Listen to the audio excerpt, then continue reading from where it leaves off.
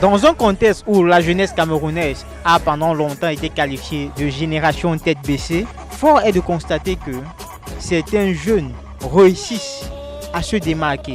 À se démarquer à travers des inventions, à se démarquer à travers des initiatives qu'ils mettent sur pied pour impacter, pour transformer la jeunesse, pour transformer la société et pour montrer que la jeunesse camerounaise est dotée d'un talent, est dotée d'un savoir, mais aussi un savoir-faire. Fort de ce constat, nous avons trouvé urgent de mettre sur pied un concept qui visera à valoriser ces jeunes-là qui font la différence, ces jeunes qui décident de se démarquer afin d'être remarqués. D'où le magazine Génération Pensante. Génération Pensante, c'est un magazine qui donne la parole aux jeunes afin de présenter leurs produits et services, afin de présenter les initiatives qu'ils mettent en place pour accompagner les jeunes, pour créer de l'emploi et pour créer des opportunités. Dans le cadre de ce magazine, nous irons cette fois-ci à la rencontre de deux entrepreneurs, deux figures de l'entrepreneuriat au Cameroun qui inspirent et qui accompagnent les jeunes. La première personne est bel et bien le docteur Tiji Sonfo, qui est coach en entrepreneuriat, écrivain et promoteur de l'école des entrepreneurs. Il nous partagera son parcours et pourquoi ces différentes initiatives. À côté de lui, nous irons à la rencontre de M. Duplessis Kwenzop, secrétaire exécutif de la Dynamique mondiale des jeunes, qui, sous la casquette d'acteur de la société civile, a pendant longtemps, pendant plus de 20 ans, accompagné des jeunes, les aider à s'insérer dans le monde socio-professionnel. Nous vous invitons à suivre notre regard pour ne rien manquer dans cette édition.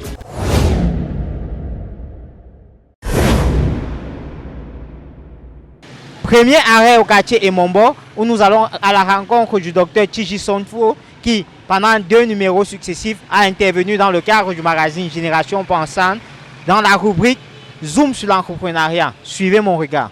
C'est dans le 4e arrondissement de la ville de Yaoundé, au lieu dit Emombo 2e, juste au premier étage du bâtiment abritant la boulangerie Kelvis, que nous sommes allés à la rencontre du docteur Tiji Sonfo. Coach, expert en entrepreneuriat, promoteur de l'école des entrepreneurs et initiateur du concept étupreneur, qui n'est rien d'autre que étudiant entrepreneur. Le docteur Tiji Sonfo a bien voulu accorder un entretien au cours duquel il est revenu sur sa vision, son parcours et son engagement pour la promotion de l'entrepreneuriat chez les jeunes. Alors docteur, bonjour et merci d'avoir accepté notre invitation. Bonjour le reste, c'est un plaisir d'être là. Je salue tous ceux qui nous suivent de partout. Merci docteur. Alors, nous sommes là dans le cadre du magazine Génération Pensante et nous avons été particulièrement captivés par votre profil, à savoir le fait que vous êtes promoteur d'une école en entrepreneuriat et également écrivain, coach en entrepreneuriat et en développement personnel. Est-ce que c'est bien cela? Tout à fait. L'école des entrepreneurs qui est à sa 13e promotion, ça il faut le dire. Ça fait beaucoup de cuvées quand même que nous avons formées dans les domaines de l'entrepreneuriat et de l'éducation financière. Et c'est un réel plaisir pour nous de transmettre ces connaissances qui de plus en plus s'imposent comme un facteur d'accélération économique. Et puis, le développement personnel dans notre contexte socio-économique n'est pas encore très embrassé. Donc nous nous sommes lancés il y a plusieurs années. Et le concept est passé de la phase de l'éveil à la phase de réveil. Ensuite, on attend la phase de merveille. Ce sont les 3 phases d'évolution d'un concept. Et voilà, le leadership aussi, qui n'est pas très discuté dans notre contexte. Donc nous sommes dans des domaines qui sont pratiquement en friche. L'éducation financière, le développement personnel, l'entrepreneuriat et les autres. Mais nous nous y sommes mis à fond et je crois que ça se passe plutôt bien. Il y a des gens qui sont formés, qui sont transformés, qui ont lancé des activités génératrices de revenus, qui en ont lancé des entreprises.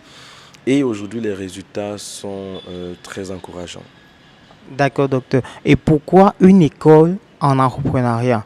Nous savons que généralement, la maman du quartier qui ouvre son bénétariat, c'est de l'entrepreneuriat. Un jeune qui a son petit kiosque et qui fait du commerce, c'est de l'entrepreneuriat. Mais pourquoi une école spécialisée en entrepreneuriat? Vous savez, la formation est l'input zéro de tout projet. Quand on parle d'input zéro, on se réfère à un élément qui n'est pas seulement nécessaire, mais qui est indispensable. Il s'agit ici du socle même de l'évolution et du progrès. Malheureusement, nous avons relégué la formation au bas de l'échelle.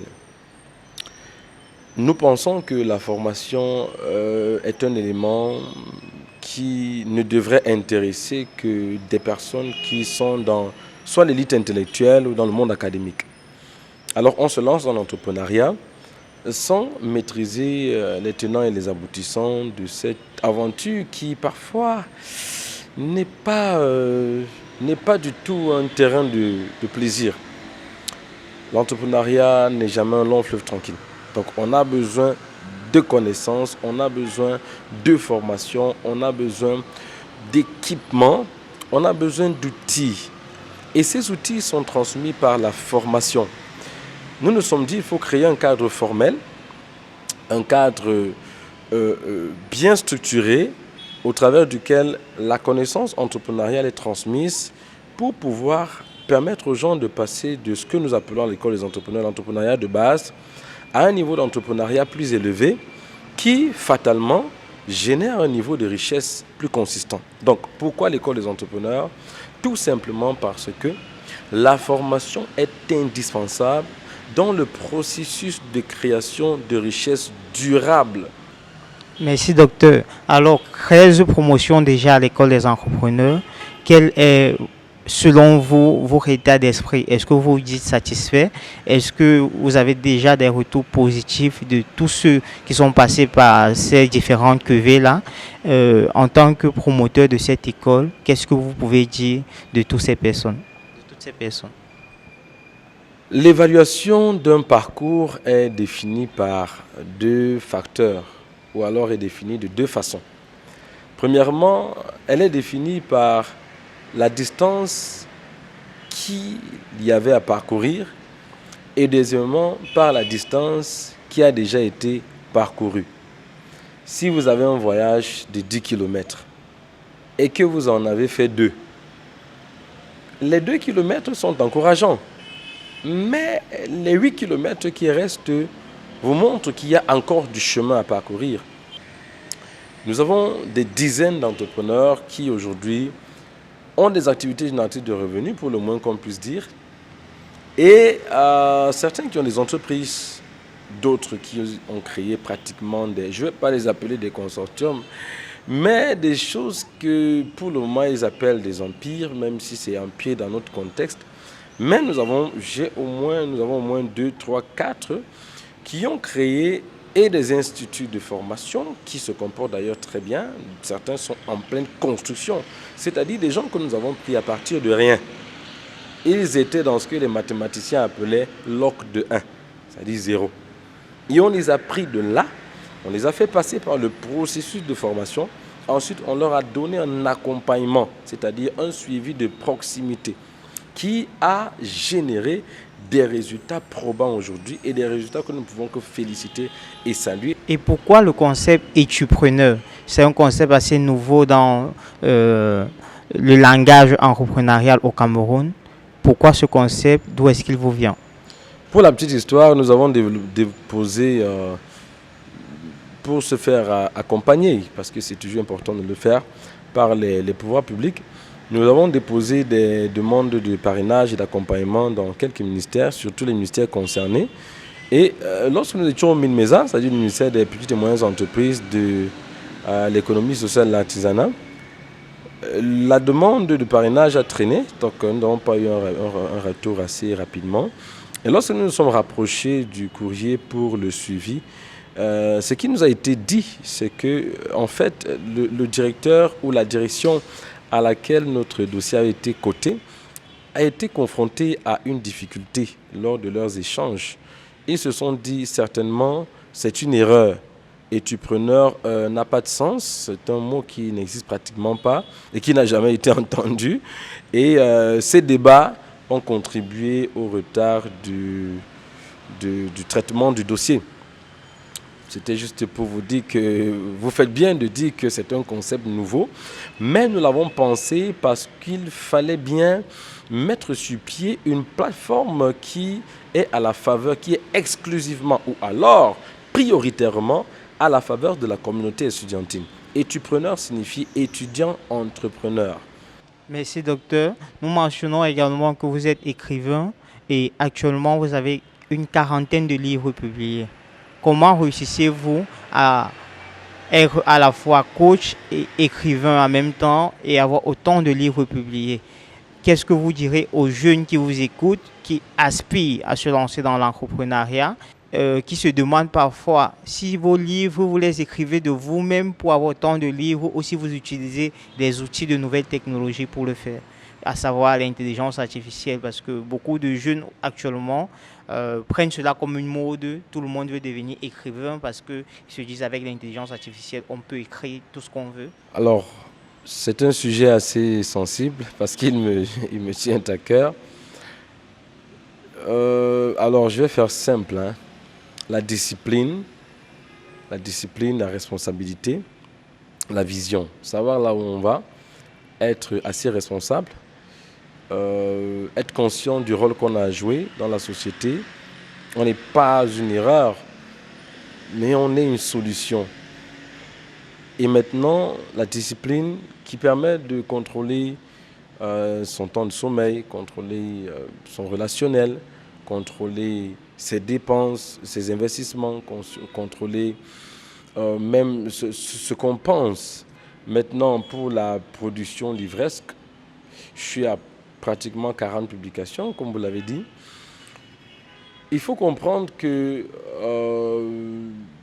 bon, déjà, je le dis sans embâche, et vraiment de but en blanc, je n'utilise pas l'IA pour écrire. D'ailleurs, j'avais publié pratiquement mes 40 livres avant que l'IA ne connaisse cet essor frénétique, parce que c'est en fait ce que c'est.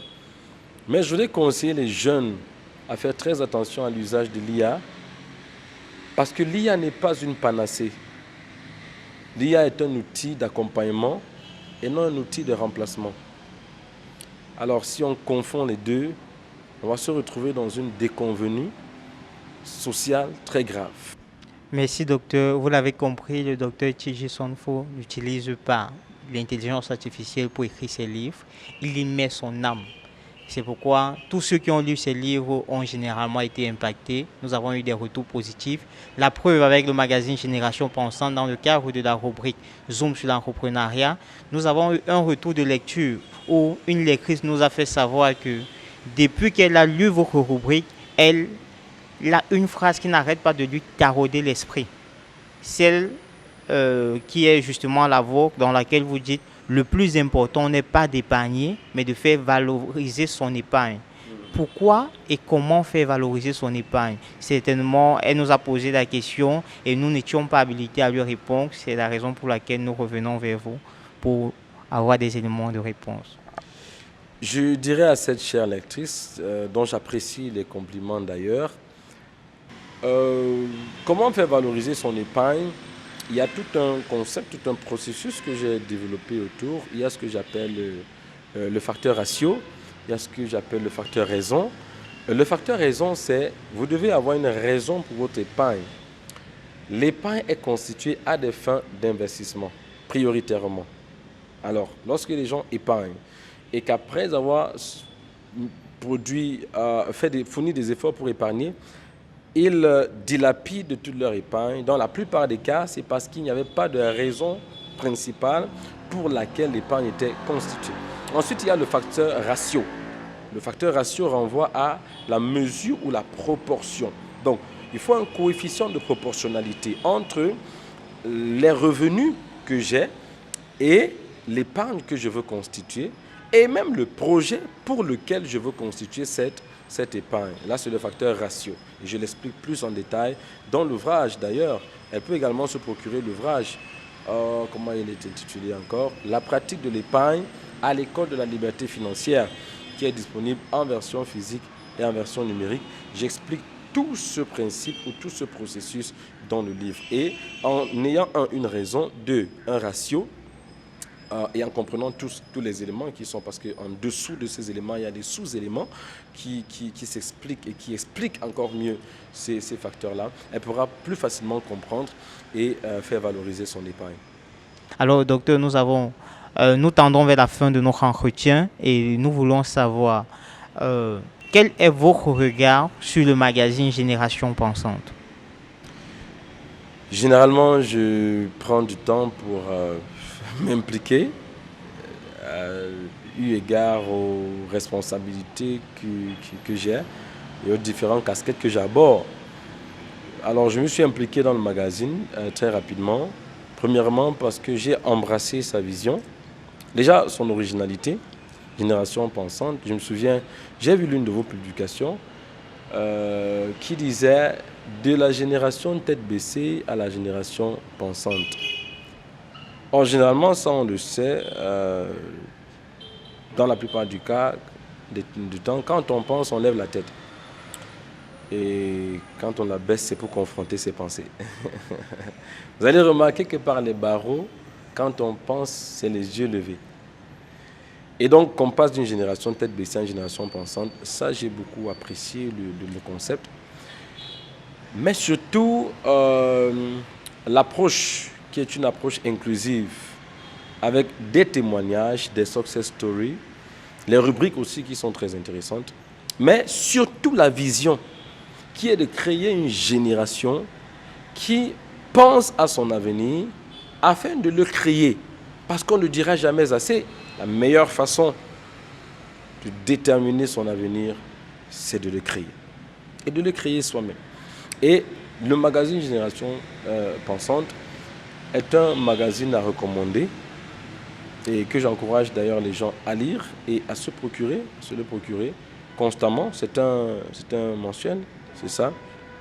Et naturellement, je fais partie désormais de l'équipe. Je ne sais plus exactement dans quelle partie de l'équipe je me trouve, mais je sais qu'en tant que coach, accompagnateur et voilà, et enseignant, parrain et tout ce que vous pouvez dire, j'apprécie ces efforts. Surtout, un projet qui est mené sur fonds propres, ça c'est à apprécier parce que très souvent, on attend d'avoir beaucoup d'argent.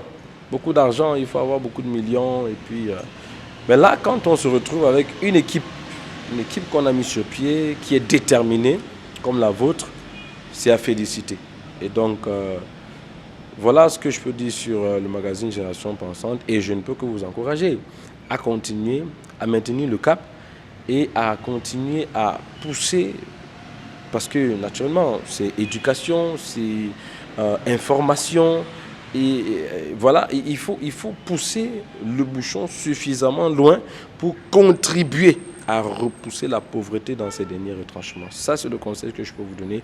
Ne reculez devant rien.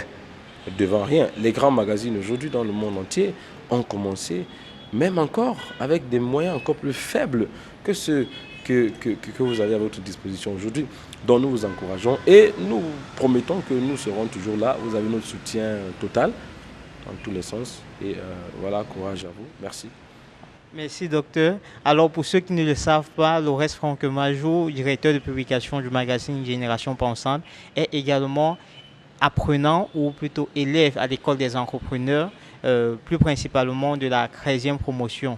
Et grâce à cette formation qu'il reçoit actuellement à l'école des entrepreneurs, il a pu, avec son équipe, repenser la vision du magazine, rebâtir l'équipe, repenser aux compétences, aux qualifications qui seraient indispensables pour la croissance de cette équipe.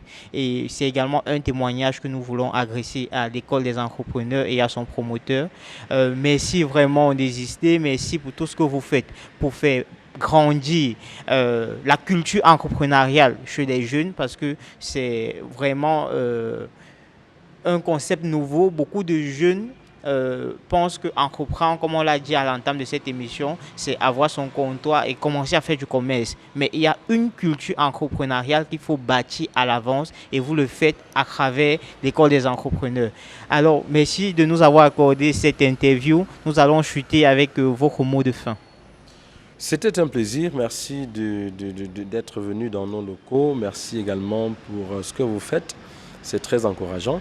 Et comme je le disais tout à l'heure, nous vous encourageons à continuer, à vous déployer au maximum. Ne vous retenez pas, parce nous avons une génération à bâtir, nous avons une société à bâtir, un pays à bâtir, un continent à bâtir et un monde à influencer. Merci, et merci à tous ceux qui nous ont regardés, et nous vous demandons de rester également connectés à toutes les activités de Génération Pensante et à l'école des entrepreneurs, bien entendu, dont la prochaine promotion s'annonce très bientôt, au mois de janvier. Donc déjà d'ici le 15 novembre, les inscriptions auront commencé, donc dans quelques jours. Vous pourrez déjà vous préparer pour la prochaine, vous inscrire même pour la prochaine promotion de l'école des entrepreneurs, pour avoir ce genre de témoignage comme celui de notre cher directeur de publication. Donc merci, et puis Champions for Life. Thank you so much. Merci infiniment. Merci de nous avoir écoutés et rester scotchés, comme le docteur l'a dit, pour ne pas manquer d'autres opportunités, d'autres entretiens avec des entrepreneurs de renom, des entrepreneurs qui impactent des générations. Merci.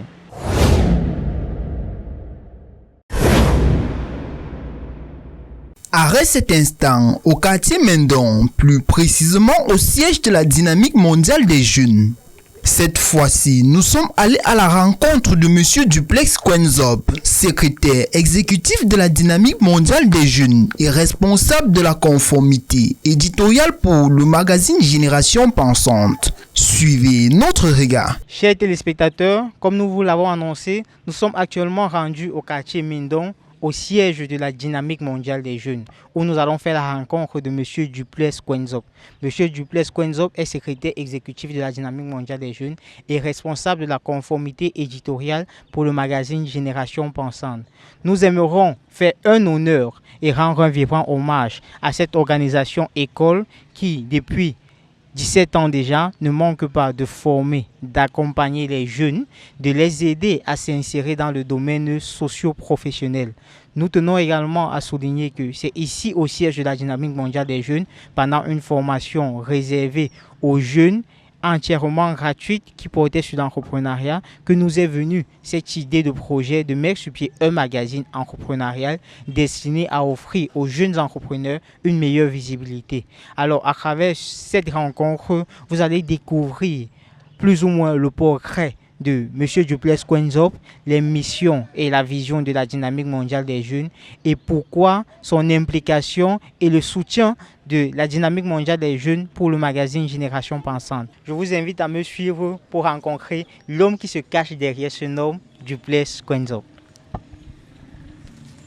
Comme le dit un proverbe africain, on ne crache pas sur la main qui nous a nourris. S'il faut rentrer dans le cadre biblique, il nous est demandé d'honorer nos parents afin que nos jours soient prolongés sur la terre. Nous sommes aujourd'hui au siège de la Dynamique mondiale des jeunes, cette organisation école qui a vu naître cette idée de projet qui est celui du magazine Génération Pensante. Nous sommes venus d'une part pour faire honneur à cette maison qui nous a tenu la main, qui nous a accompagnés à travers des formations gratuites en entrepreneuriat, d'où nous est venue cette idée de projet, mais également pour vous présenter un homme qui reste dans l'ombre pendant longtemps, qui depuis plus de 20 ans déjà accompagne des jeunes, accompagne des organisations à s'insérer dans le domaine socio-professionnel. Il s'agit bien de M. Duplex Quenzop, qui est secrétaire exécutif de la Dynamique mondiale des jeunes. M. Duplex Quenzop, bonjour. Bonjour Franck, c'est un honneur pour moi de recevoir votre équipe pour que nous parlions de vos projets, des projets qui en somme sont comme des excroissances du travail que nous faisons déjà, parce que chaque parent voudrait bien voir son enfant grandir et perpétuer le travail qui a été commencé. Donc c'est un honneur pour moi de devoir accueillir l'équipe et de parler de ces initiatives qui honorent et la personne et l'organisation, comme vous le dites, qui a peut-être inspiré cela. Merci infiniment SE. Alors, comme nous l'avons mentionné, cette idée de projet Génération Pensante qui vise à offrir une meilleure visibilité à tous les jeunes entrepreneurs a été inspirée au cours d'une formation organisée à la Dynamique mondiale des jeunes, une formation qui était entièrement gratuite destinée aux jeunes.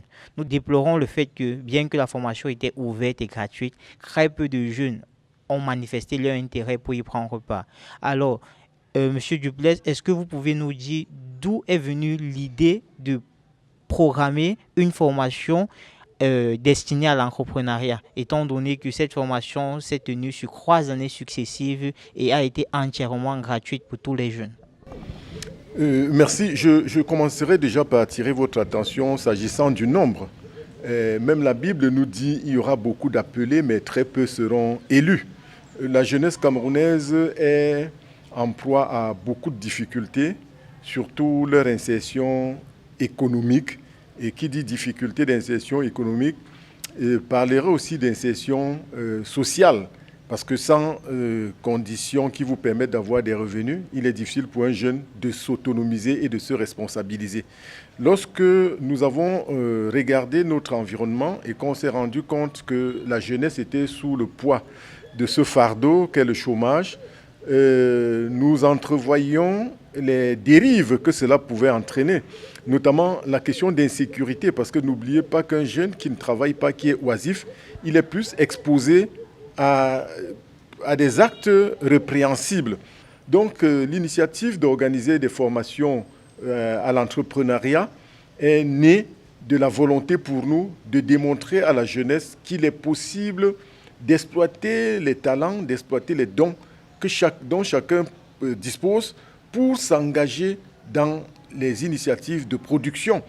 Et nous avons donc dit, en offrant l'occasion aux jeunes de se frotter aux réflexions qui portent sur comment rentrer dans le circuit économique, cela pourrait entraîner peut-être pas des vagues de jeunes dans le secteur productif, mais au moins ceux qui pourraient y entrer serviraient de rôle modèle et pourraient entraîner par ce qu'on va appeler l'effet d'entraînement d'autres jeunes, leurs pairs, à suivre leurs pas. Alors, Monsieur Duplessis, nous aimerions savoir, ça fait plusieurs années que vous accompagnez des jeunes, j'ai envie de dire 20 ans si je ne m'abuse, ou bien plus. Quel est le regard que vous avez de la jeunesse au Cameroun? Disons que j'ai commencé à travailler avec les jeunes il y a fort longtemps. Parce qu'à la vérité, nous animions au niveau communautaire. Quand je dis communautaire, c'est l'Église, les enfants, les jeunes et les encadreurs d'enfants pour que ceux-ci maintiennent l'harmonie familiale, la famille étant la première cellule sociale. Nous avions observé dans les années 90 avec la crise économique que les parents n'avaient plus l'entière responsabilité sur les jeunes parce qu'il fallait courir à la recherche d'une pitance. Et les jeunes, donc, n'avaient plus de respect pour les parents. Et c'était un danger pour la désagrégation de la société. Je dirais qu'il faut classer la jeunesse camerounaise à différents niveaux. Nous avons ces jeunes qui ont toujours estimé qu'on est bien ou on sera bien parce qu'on aura fait l'école, on aura fait de longues études. Parce qu'avoir fait de longues études ne garantit pas une compétence pratique transformable en produit. Et dans la catégorie de ces jeunes, nous allons voir un événement qui est passé au Cameroun avec cette marche des docteurs qui voulaient être recrutés dans la fonction publique parce que se disant étant en chômage. Vous comprenez que les longues études n'ont pas permis qu'ils s'arriment aux réalités sociales. Parce qu'un monsieur qui a fait les études au point d'avoir un doctorat, ça suppose qu'il peut lire son environnement de plusieurs manières et de transformer son intelligence livresque en un produit économique. Ils ne l'ont pas fait, ils attendent que les pouvoirs publics les recrutent parce qu'il y avait au Cameroun ce qu'on appelait le recrutement des 1500. Il y avait par année, chaque fois quand l'année scolaire finissait, on allait à l'université, l'unique université de l'époque, recruter 1500 personnes qu'on reversait dans la fonction publique. N'allez pas me demander pour faire quoi. Sur la base des connaissances scolaires qu'on a acquises, on peut mettre en place des initiatives de production, soit en étant auto-employé, soit en étant chef d'entreprise, créer une entreprise et employer les autres. Cette catégorie rentre dans la catégorie des entrepreneurs. Ils peuvent être des entrepreneurs sociaux, ils peuvent être des entrepreneurs économiques. Et c'est ceux-là qui, effectivement, vont créer le secteur privé. Il y a maintenant une troisième catégorie, je les qualifierais de génie. Et on parle de ceux-là pour dire que le Cameroun est un pays de génie. Vous allez voir, dans un quartier, un jeune enfant de 8 ans, mais qui vous démonte un moteur de voiture, qui vous démonte une montre, ou qui construit même les drones, alors que c'est tout récent, qui manipule, dépanne les téléphones. Ça, c'est la catégorie des génies. Malheureusement encore, il n'y a pas un cadre qui les regroupe, qui les récupère pour permettre de les rendre excellents dans leur génie dont ils sont détenteurs. Donc voilà les trois catégories de jeunes que nous voyons. Donc la jeunesse est une jeunesse quasiment abandonnée, que ce soit par les politiques, que ce soit par la société elle-même et que ce soit par les jeunes. Parce que de toutes les catégories que nous avons citées, il n'y a pas une sorte d'alliance pour qu'on se complète.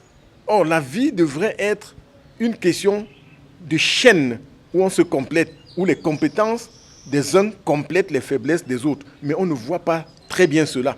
Alors que Dynamique mondiale des jeunes, c'est vrai que c'est une organisation de la société civile, est aujourd'hui à 17 ans d'existence légale.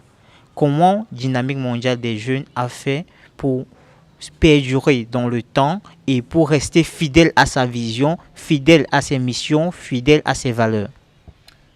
DMJ, Dynamique mondiale des jeunes, nous avons le partage comme étant la principale force quand nous intervenons dans un lieu. Nous essayons de faire connaître exactement où nous voulons partir, d'où nous venons, à l'effet de motiver les autres personnes de comprendre que c'est possible. Nous n'avons pas été créés parce qu'il faut capter des ressources financières. Nous avons été créés parce qu'on pense qu'on était investis d'une mission. Laquelle mission? Nous vous l'avons dit, cette mission de permettre aux jeunes d'exploiter leur environnement et de s'en sortir sans forcément attendre l'assistance des autres. Quand vous regardez la configuration de DMJ, nous avons des membres qui sont issus des 10 régions du Cameroun, pratiquement.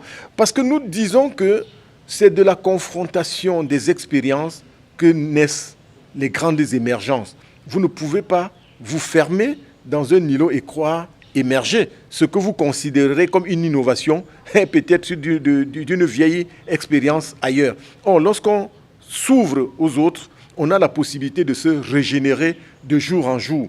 C'est pourquoi donc nos programmes, qui sont bien évidemment acceptés, validés, achetés, je dirais, par des partenaires techniques et financiers, peuvent se perpétuer. Si on prend la question de l'employabilité des jeunes, vous conviendrez avec moi qu'il serait difficile pour nous de fermer une boutique d'ici demain. Vous trouverez qu'il sera difficile pour des partenaires qui ont le souci de la jeunesse de ne pas s'intéresser à notre programme. Si nous prenons la question d'insertion sociale même, la valorisation du jeune, comment est-ce que les jeunes sont valorisés? Des trois catégories que j'ai citées tout à l'heure, je crois que je vous ai dit qu'ils souffraient d'un problème, celui de la valorisation, parce que notre société n'est pas une société qui valorise. Et nos travaux, nos interventions consistent à faire cette valorisation. Quel regard faites-vous du magazine Génération Pensante? Oui, Franck, je crois que je ne vais pas faire la fine bouche pour dire, dès que l'idée de ce projet était survenue, Et nous avons non seulement encouragé, mais nous avons essayé de discuter avec vous, qui êtes le promoteur, des dangers qui pesaient sur le secteur de la presse écrite au Cameroun, avec notamment la problématique de son financement. Mais nous avons dit l'idée de promouvoir d'autres jeunes est d'autant plus importante que, puisque notre société ne valorise pas les jeunes et qu'on peut leur offrir une plateforme où ils se valorisent, l'idée serait peut-être autoportée par les jeunes. Alors, si je passe outre les difficultés de production, l'idée même d'une génération pensante, pour nous, c'est d'affirmer le fait que le monde se construit par génération. Et si une génération estime qu'il est temps qu'elle pense à elle-même et à comment sera le futur dont les autres générations à venir après elle, c'est une idée à encourager. Et lorsque ça vient d'un jeune, cela répond à plusieurs préoccupations. Déjà de démontrer que les jeunes ne sont pas ces acteurs qui posent des problèmes, mais les jeunes sont aussi des solutions aux problèmes que l'on rencontre. Et Génération Pensante vient donc résoudre un problème qui est celui de l'espace de valorisation de la jeunesse, l'espace de présentation des talents. La revue le magazine s'intéresse à l'entrepreneuriat. Et nous avons vu que l'entrepreneuriat, effectivement, était un peu l'enfant pauvre du travail au Cameroun. Parce qu'il n'y a pas de financement, il n'y a pas de possibilité même d'emprunt bancaire, il n'y a pas d'espace de valorisation. Du coup, le magazine se trouve être une bouée de sauvetage pour ceux-là qui pensaient être abandonnés. Non, comme disait le titre d'un film, vous croyez être seul, vous ne l'êtes pas. Figurez-vous, ce jeune, par exemple, qui peut être sur l'édition en cours, qu'il se retrouve dans des pays voisins ou même en Occident, aux États-Unis, mais il peut inspirer de par ce que présente le journal des financements. Des partenaires techniques et financiers peuvent s'offrir à ces jeunes qui sont présents dans le magazine. Donc moi je pense que l'idée de ce magazine est une initiative promettrice parce qu'elle va permettre aux jeunes enfin de pouvoir se retrouver sur un même endroit. Aujourd'hui, vous occupez la responsabilité, ou plutôt le poste de responsable de la conformité éditoriale au sein du magazine Génération Pensante. Pourquoi, j'ai envie de dire, pourquoi avoir marqué immédiatement votre intérêt à soutenir ce projet, d'autant plus que nous savons que nous sommes dans un contexte où les aînés ont du mal à tendre la main aux plus jeunes, les aînés ont du mal à accompagner la jeunesse parce qu'on se dit il faut qu'ils se battent, il faut qu'ils essayent de se frayer un chemin. Nous, on s'est frayé un chemin tout seul. Mais contrairement à ceux qui pensent de cette manière, vous êtes de ceux-là qui pensent que il est idéal d'offrir tout ce que nous avons afin que d'autres ne passent pas par ce par quoi nous sommes passés. Alors, certainement, des personnes vont se dire quel est l'intérêt? Il a peut-être un intérêt derrière ce projet. Alors, comment répondre à ces personnes-là qui pensent de cette manière? Je commencerai peut-être par décevoir les uns et les autres. Ogilvy, un très grand publicitaire, avait dit « It is very difficult not to be part of a bright idea ». Il est très difficile de rester en dehors d'une idée géniale. Déjà, mon premier intérêt, c'est que l'idée est géniale. Si nous sommes dans une société qui ne peut pas encourager l'excellence, ça veut dire que nous ne voulons pas le changement. Or, nous sommes un acteur du changement. Déjà, la devise de Dynamique Mondiale, c'est « Ensemble pour changer le monde ». Dès lors qu'on dit « Ensemble pour changer le monde », nous sommes preneurs de toutes les initiatives concurrentielles ou pas qui vont dans le sens d'augmenter l'impact de ce que nous faisons. Le porteur de cette initiative est un poulain de Dynamique Mondiale des jeunes. Voilà encore un intérêt, c'est-à-dire accompagner dans la durée un jeune qui a accepté de se faire accompagner.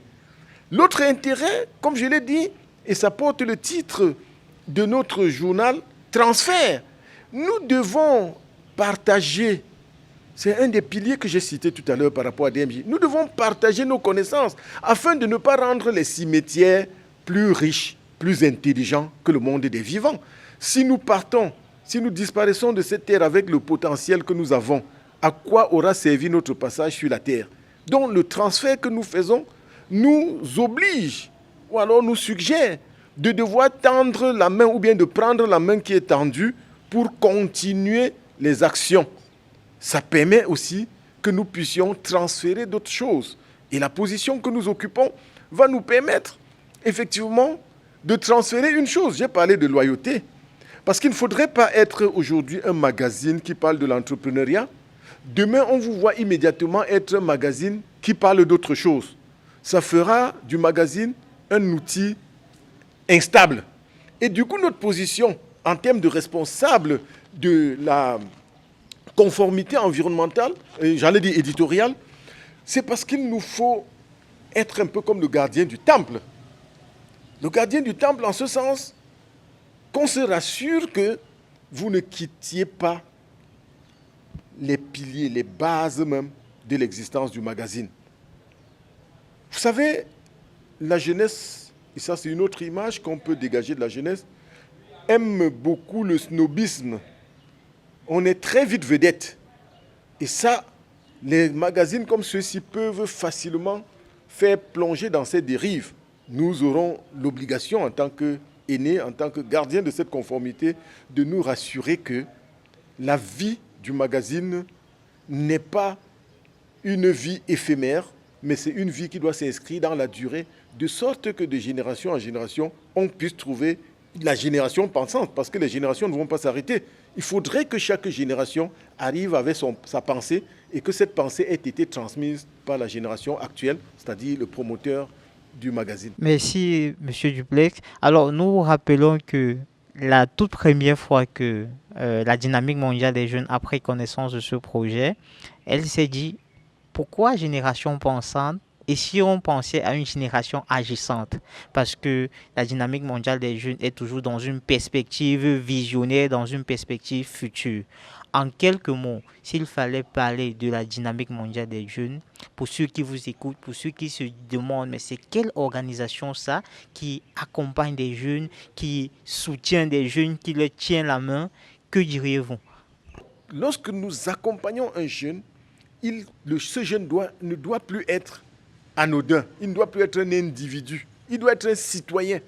Et la définition du citoyen, c'est cette personne qui est capable non pas seulement de connaître et d'exercer ses droits, mais aussi d'assumer ses devoirs dans la pleine responsabilité.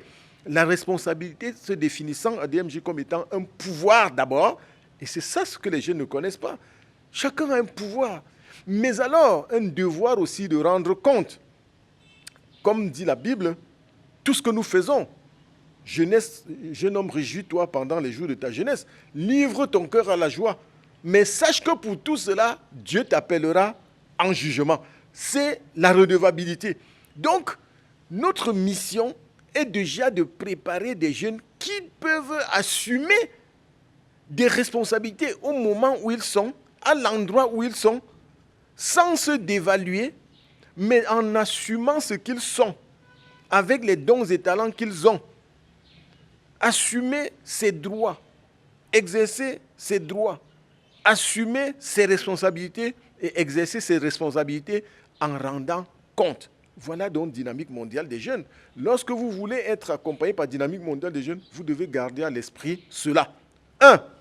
On est là pour impacter, ensemble pour changer le monde. Vous ne devez pas venir à DMJ et croire que vous devez être amorphe. Vous devez venir à DMJ et lorsque vous allez quitter, que vous soyez transformés.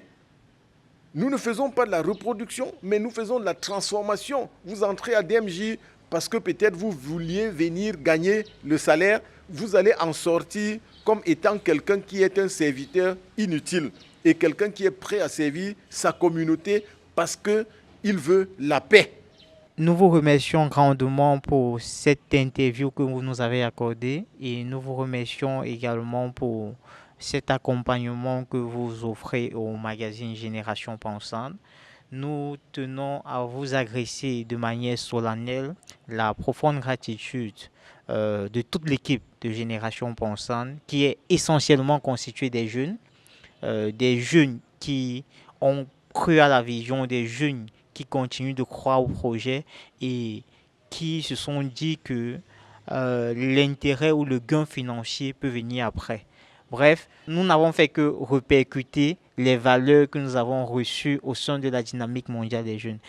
Ça se base sur ces valeurs ou bien sur ce modèle qui est le droit de savoir et le devoir d'agir, que nous nous sommes sentis dans le devoir, dans l'obligation de mettre sur pied une initiative qui répondrait à notre devoir citoyen après avoir acquis des connaissances, après avoir acquis des compétences dans le domaine de l'entrepreneuriat.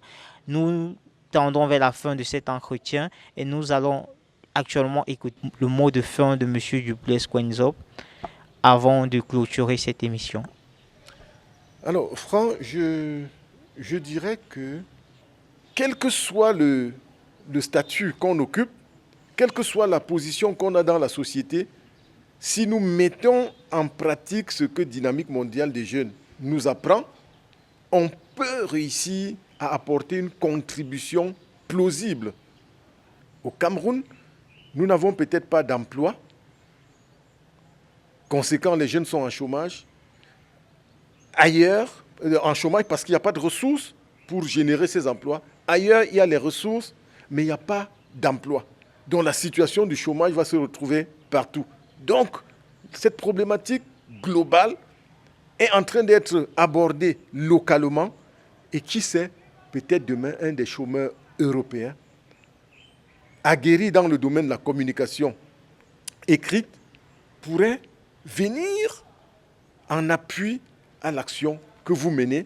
Cela conforterait davantage la vision ou la devise ou le leitmotiv de Dynamique mondiale qui est ensemble pour changer le monde. Merci, chers téléspectateurs. Nous vous remercions d'avoir suivi de bout en bout cet entretien avec M. Duplessis Quenzop. Nous vous invitons à suivre la Dynamique mondiale des jeunes sur leurs différents réseaux sociaux en tapant tout simplement Dynamique mondiale des jeunes ou à les suivre sur leur site internet à travers le lien www.dmj.org pour ne rien manquer sur les différentes opportunités et offres qu'ils proposent à destination des jeunes. Merci infiniment.